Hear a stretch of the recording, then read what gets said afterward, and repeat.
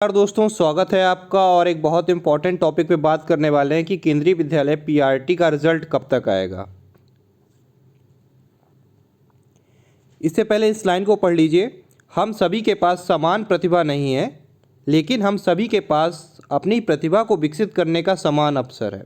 मतलब ये जो टाइम चल रहा है, ये वो टाइम है जिसमें आप अपने आप को निखार सकते हैं, अपने स्किल को डेवलपमेंट कर सकते हैं। आपकी स्पोकन इंग्लिश या फिर जो भी चीज़ें कमज़ोर हैं, तो अपनी प्रतिभा को निखारने का ये समय सबके पास है ना। तो इस समय को बर्बाद मत करिए, ठीक है, कि इस चीज़ में कि रिज़ल्ट कब तक आएगा। ठीक है, ये एक आंसर है आरटीआई का जो केंद्रीय विद्यालय ने अपनी तरफ से दिया था। इसको मैं दोबारा दिखा रहा हूँ सिर्फ इसलिए कि देखिए यहाँ पर साफ साफ लिखा है कि रिज़ल्ट विल बी पब्लिश्ड सून। ठीक है, शॉर्टली, सून, वेरी सून, मतलब बहुत जल्दी रिजल्ट आएगा, इतना टाइम नहीं लगेगा। As per rule and instruction received from MOE। MOE का मतलब होता है मिनिस्ट्री ऑफ एजुकेशन, यानी शिक्षा मंत्रालय ने इसका आदेश दिया है। ठीक है, ये आदेश मिला है MOE की तरफ से, यानी शिक्षा मंत्रालय की तरफ से, मिनिस्ट्री ऑफ एजुकेशन की तरफ से, कि अब इस काम को कर दिया जाए। ये आदेश मिल चुका है, रिसीव्ड हो चुका है, यहाँ पर ये शब्द लिखा हुआ है। ठीक है, और यहाँ पर बात करी गई है दो लिस्टों की, पहली लिस्ट बीएड के साथ और दूसरी लिस्ट विदाउट बीएड के साथ। ठीक है, और इस पर भी हम लोग बात करने वाले हैं, अभी चर्चा कर लेंगे। सबसे पहली चीज़, अगर आप मेरे अनुसार जानना चाहते हो कि सर रिजल्ट कब तक आएगा, आप मुझे अपने अकॉर्डिंग बता दो। ठीक है, तो केंद्रीय विद्यालय के अंदर होने और केंद्रीय विद्यालय के में काफ़ी समय से काम करने में जो मैं अपना अनुभव, अपना अनुमान बता सकता हूँ, तो मुझे लगता है कि 22 तारीख मंडे को आपका रिजल्ट आ जाएगा। ज़्यादा से ज़्यादा नहीं, अब 2 या 3 दिन का समय और बचा है। ठीक है, और इन केस मान लीजिए मैं कोई भविष्य को देखने वाला व्यक्ति या वो तो हूँ नहीं, ठीक है, तो मैं फिर भी मैं इतना कह सकता हूँ कि May is the month of PRT result. ठीक है, इस मंथ तक आपको, मई में आपको रिजल्ट ज़रूर देखने को मिलेगा। आपका जून नहीं लग पाएगा, लास्ट मई तक आपको 100% रिजल्ट देखने को मिलेगा। तो प्लीज़ रिजल्ट के लिए परेशान मत होइए कि रिजल्ट कब तक आएगा, बस ये कि रिजल्ट हमारा अच्छा आना चाहिए। ठीक है, अब बात कर लेते हैं बीएड और बीटीसी की अलग अलग लिस्ट क्यों। तो बीएड और बीटीसी की दो लिस्टें यहाँ पर बनने वाली हैं, सब लोग जानते हैं। मतलब एक में बीएड प्लस बीटीसी होगा उस आरटीआई के जवाब के अनुसार जो केंद्रीय विद्यालय ने दी है। दूसरी लिस्ट 2 होगी बीटीसी, मतलब जिसमें बीएड को बाहर रखा गया है। ठीक है, तो दो लिस्टें बनने वाली हैं, बीएड प्लस बीटीसी और एक केवल बीटीसी की। तो इसमें अब बात कर लेते हैं कि नॉर्मलाइजेशन। ठीक है, नॉर्मलाइजेशन और मार्क्स, नॉर्मलाइजेशन और मार्क्स की बात कर लेते हैं। जब देखिए अभी जब ये लिस्ट आएंगी तो ये दो लिस्टें आएंगी। ठीक है, एक में क्या होगा, एक में ये होगी और एक ये लिस्ट होगी। नॉर्मलाइजेशन और मार्क्स आपको नहीं देखने को मिलेंगे इस लिस्ट में, केवल आपका नाम होगा, आपका रोल नंबर होगा, आपका जो डेट होगी, वो सब चीज़ें होंगी, लेकिन आपके मार्क्स आपको नहीं देखने को मिलेंगे। मार्क्स, आपके नॉर्मलाइज्ड मार्क्स जो हैं वो आपको 7 से 8 दिन के बाद देखने को मिलेंगे। वो सिर्फ आप देख पाओगे, वो पब्लिश नहीं होगा। ठीक है, वो सिर्फ पब्लिश नहीं होगा, वो सिर्फ आप देख पाओगे अपना roll number, registration number fill करके उसका जो पोर्टल है उस पर। तो ये मार्क्स सिर्फ आप देख पाओगे, आपके अपने पास रहेंगे।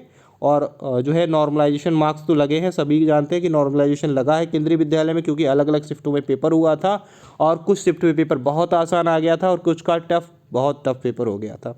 अब बात कर लेते हैं सर कट ऑफ कितनी जाएगी, सेफ स्कोर कितना है। आप लोग बहुत परेशान हो, बार बार पूछ रहे हो। देखिए इस समय ये बता पाना बहुत मुश्किल है कि कट ऑफ कितनी जाएगी और सेफ स्कोर कितना है, क्योंकि ये बहुत चीज़ वेरी कर रही है। अगर बीएड बाहर होता है, मान लीजिए बीएड, जिसकी संभावना भी है, मैं ये नहीं कहता कि इसकी संभावना नहीं है, क्योंकि ये भर्ती कोर्ट के अधीन है, नोटिफिकेशन में लिखा हुआ था ये बात, और केंद्रीय विद्यालय इस चीज़ का बहुत दिनों तक उसने इंतजार किया कि सुप्रीम कोर्ट का ऑर्डर आ जाए। ठीक है, तो कट ऑफ की अब हम लोग बात कर लेते हैं। अगर बीएड बाहर हो गया तो कट ऑफ आप समझ लीजिए बहुत डाउन चली जाएगी। हो सकता है 100 नंबर वाले का भी जो है इंटरव्यू में बुला लिया जाए, 100 नंबर वाले को भी, 105 नंबर वाले को भी इंटरव्यू के लिए कॉल आ जाए कि हाँ, मतलब फाइनल सिलेक्शन उसका हो या ना हो, वो तो इंटरव्यू और रिटन के एग्ज़ाम दोनों पर डिपेंड करता है। लेकिन अभी हम बात कर रहे हैं कि हाँ, इंटरव्यू की कॉल की। ठीक है, तो हो सकता है उसको इंटरव्यू की कॉल उस बच्चे को भी आ जाए अगर बीएड बाहर होता है तो, क्योंकि तब क्या होगा, तब कट ऑफ बहुत नीचे चली जाएगी जब बीएड बाहर हो जाएगा तो। और अगर बीएड बाहर नहीं होता है तो कट ऑफ क्या रहने वाली है, ये दो अलग अलग चीज़ें हैं। इस पर मैं अलग से टाइम लेकर आपकी वीडियो बनाऊंगा कि हाँ, अगर ऐसा नहीं होता तब कितनी कट ऑफ रहेगी और अगर बाहर होता है तब कितनी कट ऑफ रहेगी। फिलहाल ये है जो मैंने अभी आपको कोटेशन दिखाया एपीजी सर का, उसमें ये है कि मतलब अपनी प्रतिभा को विकसित करने का जो समान अवसर है वो अभी आपके पास है, उस पर काम कीजिए।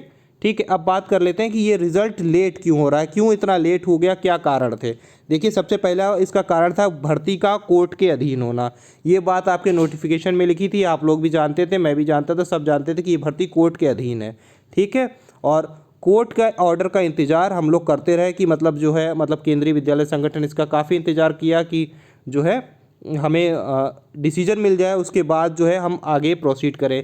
लेकिन फिर एक नोटिस आता है कि हाँ, जो डेट लग गई है बीएड वर्सेस बीटीसी की, वो लग जाती है 11 जुलाई। अब कोई भी संगठन 11 जुलाई तक का इंतज़ार नहीं कर सकता। एक ऐसा संगठन जो जीता जागता संगठन है, मतलब काम करता है, और भारत में नंबर 1 संगठन अगर शिक्षा क्षेत्र में बात की जाए तो वो है, तो वो इतना इंतज़ार नहीं कर सकता अपने शिक्षकों को भर्ती करने के लिए, क्योंकि जो है शिक्षक के बहुत ज़्यादा पद खाली है, ट्रांसफ़र अभी हुआ नहीं है, उस पर प्रेशर बहुत है ना। तो क्या हुआ कि अब उसको 2 लिस्टें निकालनी पड़ी और आगे की काम को अब क्या करा जाए, एक दूसरा रास्ता निकाल के आगे के काम को प्रोसीड करना पड़ा। तो और क्या बात थी, केवीएस पर काम का दबाव। ठीक है, इस वजह से भी हमें अब लिस्ट निकालनी पड़ रही है कि हाँ, हम 2 लिस्टें निकाल कर अपने आप को जितना भी हो सकता है कि सुप्रीम कोर्ट का ऑर्डर आता रहेगा, अभी हम अपने काम को आगे बढ़ाएं, हम कम से कम इंटरव्यू तो लें, है ना। बाद में देखा जाएगा, अगर मान लेते हैं बीएड वालों को बाहर कर देंगे तो हम अपनी लिस्ट से बीएड वालों को भी हटा देंगे, हम सिर्फ बीटीसी को अंदर ले लेंगे। लेकिन अभी हम उस हद तक पहुँचे, उस काम को आगे बढ़ाएं, क्योंकि फिर इंटरव्यू कराने का मान लीजिए जुलाई और उसके बाद तक का अगर इंतजार करते हैं तो फिर कब इंटरव्यू होगा, कब फाइनल सिलेक्शन होगा, कब टीचर विद्यालय में पहुँचेंगे, और तब तक रिजल्ट सीबीएसई का कितना ख़राब हो चुका होगा, 10th के बच्चों का, 12th के बच्चों का क्या स्थिति होगी, क्योंकि विद्यालय है नहीं, विद्यालय में टीचर्स हैं नहीं। साउथ जोन पूरा खाली पड़ा हुआ है, नॉर्थ ईस्ट पूरा खाली है, मध्य प्रदेश में टीचर है नहीं। तो ये सारी स्थिति केंद्रीय विद्यालय संगठन के अंदर की है। अगर मैं आपको दिखाऊं वो डाटा, अगर मेरे पास अभी मिल जाता है तो मैं आपको दिखाऊंगा कि कहाँ कहाँ पर कितने टीचर्स किस जगह खाली है, कितने कितने टीचर्स किस किस जोन में वैकेंट पड़े हैं। तो बहुत ज़्यादा काम का दबाव है। दूसरा ये था कि केवीएस की डेट शीट पूरी तरीके से बिगड़ चुकी है। डेट शीट क्या मतलब होता है, देखिए, केंद्रीय विद्यालय संगठन प्रत्येक वर्ष में कुछ काम करता है, जैसे कि प्रत्येक वर्ष ट्रांसफ़र लेता है वो अपने, ठीक है, तो ये एनुअल ट्रांसफ़र होते हैं अपने एम्प्लॉय को एक जगह से दूसरी जगह पर भेजने का, जो जाना चाहते हैं। ठीक है, तो वो एनुअल ट्रांसफ़र हर महीने करता है। फिर सीबीएसई का रिज़ल्ट आता है, और फिर क्या होता है, फिर उसका वो हर 2 से 3 साल बाद अपना डिपार्टमेंटल एग्ज़ाम करा के प्रमोशन देता है। तो वो सारी जो डेट शीट उसकी रहती है, तैयार रहती है, वो पूरी तरीके से बिगड़ गई। क्यों बिगड़ गई? क्योंकि वो जो सोच रहा था वो हो नहीं पाया। क्यों नहीं हो पाया? क्योंकि कोर्ट ऑर्डर पर जो सुप्रीम कोर्ट है उस पर किसी का बस नहीं चलता, कोई भी संगठन हो। तो केंद्रीय विद्यालय संगठन जिसके बारे में हम लोग बात कर रहे हैं, ये एक ऑटोनॉमस बॉडी है। मतलब अगर आप नहीं जानते तो मैं आपको बता दूं कि ये जो संगठन है ये हमारा सरकारी संगठन नहीं है, ये एक ऑटोनॉमस बॉडी है। तो हम इतना काम कर सकते हैं कि चलो हम अपने जो है हमारे काम को आगे प्रोसीड कर लिया जाए, हम इंटरव्यू तक पहुँच जाए, और उसके बाद में जो भी हमारा सुप्रीम कोर्ट का ऑर्डर रहेगा उसके हिसाब से हम काम कर लेंगे। तो आप ये मान के चलो 2 लिस्ट आपकी आ जाएंगी। कब तक आएंगी? मई लास्ट तक आपको 100% देखने को मिल जाएंगी। और हो सकता है मैंने जो डेट बताई है मेरे अपने अकॉर्डिंग कि मंडे, मुझे लग रहा है कि मंडे तक आपको पीआरटी का रिजल्ट देखने को मिल जाए। अभी किस चीज़ का समय है? तो अभी आपका समय है अपनी प्रतिभाओं को, अपनी क्षमताओं को विकसित करने का, ना कि परेशान होने का। बिल्कुल परेशान मत होइए, एग्ज़ाम हुआ है तो रिज़ल्ट भी आएगा। ऐसा तो है नहीं कि एग्ज़ाम हो करा लिया, इंटरव्यू का एग्ज़ाम का रिटन एग्ज़ाम करा लिया तो आपका इंटरव्यू नहीं कराएगा, है ना। तो स्थितियाँ, परिस्थितियाँ बीएड वर्सेस बीटीसी की उस समय भी थी जब आपका रिटन एग्ज़ाम हो रहा था, ठीक है, और उस समय भी थी जब ये नोटिफिकेशन आया था।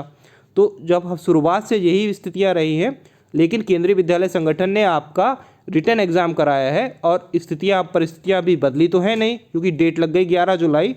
तो अब वो आपका इंटरव्यू भी करा लेगा अलग अलग लिस्ट के माध्यम से, और उसके बाद जो सुप्रीम कोर्ट का ऑर्डर होगा उसके हिसाब से हम फाइनल सिलेक्शन दे देंगे।